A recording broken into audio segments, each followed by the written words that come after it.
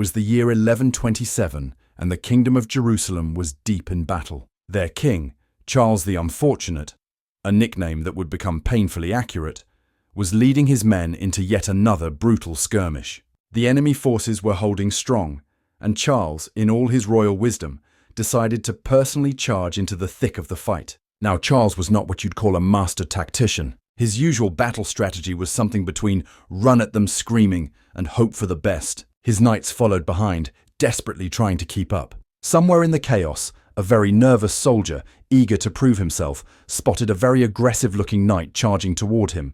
Without hesitation, he raised his sword and stabbed the enemy combatant right in the gut. One problem: it was King Charles. The armor, the royal crest, the crown, somehow, none of this registered before the blade went in. The battlefield fell silent as everyone watched their leader slump over, the young soldier standing there in absolute horror. With Charles dead, the army did what any self-respecting medieval army would do in this situation. They packed up and went home.